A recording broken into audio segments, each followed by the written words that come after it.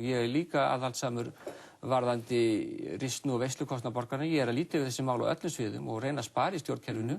Og þarna er reynt að finna eina undantekningu og hún snýst fyrst og fremst formsatriði. Ég skil þá vel þessa gagnrýni á þetta með auglýsinguna og mér finnst þetta afar leitt að ég held að sé ekki að þetta rekja nein dæmi þess í mínum ferli í borgarstjórn Reykjavíkur en ég hef verið mjög aðhaldssamur og varkár meðferð almannafjár. Þú ert líka búin að vera í minnihluta nánast allan þín feril þar.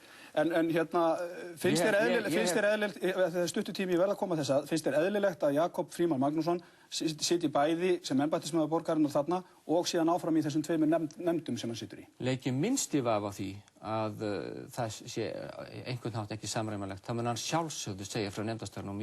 Liggur það ekki alveg ljóst fyrir að það er erfitt fyrir hann að gegna? Mér sýnist nánast blasa við að hann muni ekki gegna áfram þessum nefndastörnum. Að vísu Hefurðu rætt það við hann? Þetta skarast, sjálfsögðu. Já, ætlar hann að hætta nefndunum?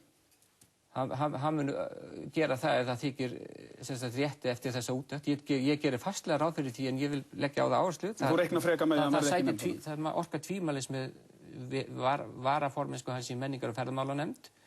En við munum þá láta vafann njóta þess í þágu þessa nýja starfs og hann sitji ekki sinna öðru. Ég heyri það á þér að það er ekki mikla líkur á því að hann sitji í þessum tveimur nefndum. Við munum hlíta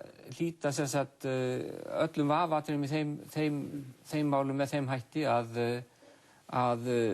ef það er minnsti vafi þá verður vafinn látinn njóta forgangs og ég geri það sjálfsögðu eins og ég tala hér í dag ekki ráð fyrir að hann vilji eða ég vilji að hann sitji áfram í þessum nefndum með þessu starfi enda hafði hann ekki tíma til að segja sig úr þessum nefndum þegar hann var nýtekinn við starfinu og ég held að það hafi áður gerst að borgarstarfsmenn hafi komið til starfa og fengið tíma og ráðrúm til að skoða svona hluti án þess að veri ráðist á það fyrirfram hafi miskunnarlausum og hætti og jafnmiklu offorsi eins og það hlýtur að mega gagnrýna þessar ráðningar, Ólafur. Það hlýtur að mega gagnrýna þessar ráðningar. Eins og borgarfulltrúar minnihlutans gerðu á opnum fundi í borgarstjórn Reykjavíkur og eins og ég vakti að þeir hafa ekki stöðu til að vera með þessi gagnrýni, bæði varðandi þeirra eigin ráðningar og þeirra umsýslu með fjármuni borgarinnar. Takk fyrir komuna. Takk.